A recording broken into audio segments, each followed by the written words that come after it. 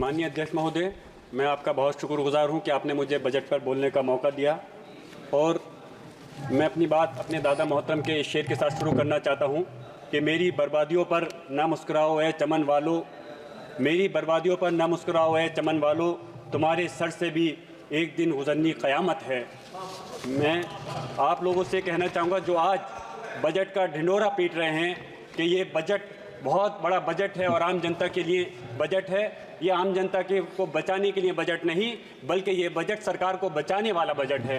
मैं कहना चाहता हूं कि इस वक्त आपने रोज़गार देने के नाम पर वादा किया था कि हम हर साल 2 करोड़ रोज़गार देंगे 2014 में, और 2014 से लेकर अब तक 10 साल हो गए। अगर आपने रोज़गार दिया होता तो 10 करोड़ रोज़गार होता और हर परिवार के अंदर एक आदमी को रोज़गार मिला होता, लेकिन आपने उनके साथ धोखा किया है। आप बताइए मुझे, जो आपने कहा था कि हम रोज़गार के नाम पे जो लोगों को ठगने का काम किया है, अगर आज कहीं भर्तियां निकलती भी हैं तो उनका पेपर लीक हो जाता है। कितने लोग युवा हमारे किस उम्मीद के साथ पढ़ने के बाद पेपर को देते हैं, लेकिन उसके बाद मालूम चलता है कि पेपर लीक हो गया और उनकी उम्मीदें सिर्फ धराशायी हो जाती हैं। आज किसानों के मुद्दे की बात करें, कहा था कि हम उनकी आमदनी को दुगना कर देंगे। आमदनी दुगनी करने की तो दूर की बात है, आपने उनके साथ जो हमारे किसान 1 साल तक एक दिल्ली के बॉर्डर पर तड़पते रहे, हमारे इस देश के प्रधानमंत्री ने उनकी सहायता नहीं की, उनकी सुनवाई नहीं की और 700 से ज़्यादा किसान शहीद हो गए। हमारे पास में किसान समिति के लोग आए थे, उन्होंने मांग की है कि उन सारे परिवार को या तो 1-1 करोड़ मुआवजा मिलना चाहिए या फिर सरकारी नौकरी मिलनी चाहिए। आप उद्योगपतियों के कर्जे तो 16 लाख करोड़ रुपए माफ करने के लिए आपके पास पैसा है, लेकिन जो किसान हैं इस देश की रीढ़ की हड्डी हैं, आज आप उन किसानों का पैसा माफ नहीं कर रहे। हमें शर्म आती है। मैं पूछना चाहता हूं आप लोगों से कि इस वक्त आज एजुकेशन की अगर हम बात करें कि जो एजुकेशन के नाम पर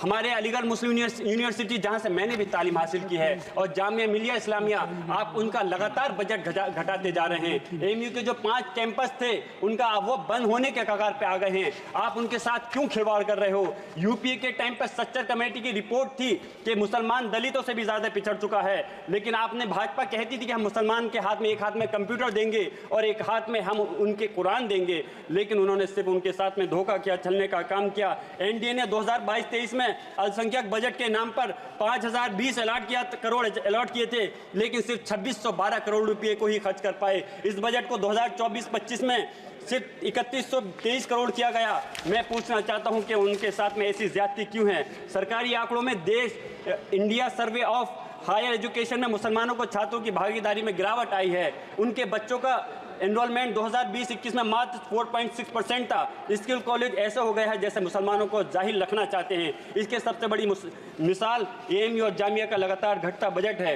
पीएम जब मुस्लिम मुल्क में जाते हैं तो उनका सम्मान होता है। अरब से पीएम अपने दोस्त उद्योगपतियों के लिए इन्वेस्टमेंट भी ला रहे हैं, अच्छी बात है, लेकिन जब भारत में मुसलमानों की आर्थिक, सामाजिक, तालीम और मुसलमानों की सुरक्षा के सवाल पर यूएन में अमेरिका की अल्पसंख्यक रिपोर्ट हमारे देश पर उंगली उठाती है तो सरकार के लिए शोभा की बात नहीं है। आखिर उसके बाद भी मॉब लिंचिंग, बुलडोजर चलाकर मुसलमानों के मकान गिराकर खुद भाजपा सरकार क्या देना चाहती है? अलीगढ़ मुस्लिम यूनिवर्सिटी के लिए मैं बस अपनी बात को खत्म कर रहा हूँ। माननीय अध्यक्ष महोदय, अलीगढ़ में हमारे माननीय अध्यक्ष राष्ट्रीय अखिलेश यादव जी ने एक डेलीगेशन बना करके भेजा था और उसमें मैं गया था जहाँ पे मॉब लिंचिंग हो गई, और उनके अफसोस की बात यह कि मॉब लिंचिंग होने के बाद कि फिर वहाँ के भारतीय जनता पार्टी के लोग उनके जिन्होंने मॉब लिंचिंग किया उनको बचाने का काम करते हैं। हम बुलडोजर चला देते हैं।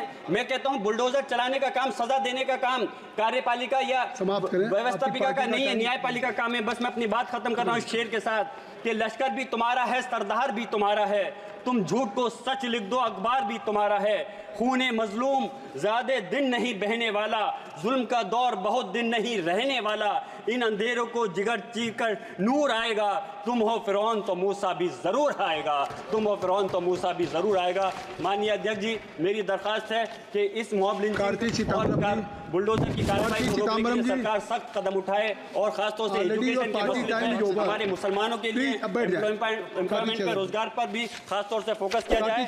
ये बजट जो कि कमजोर बजट है और इसमें आम जनता के लिए मुसलमानों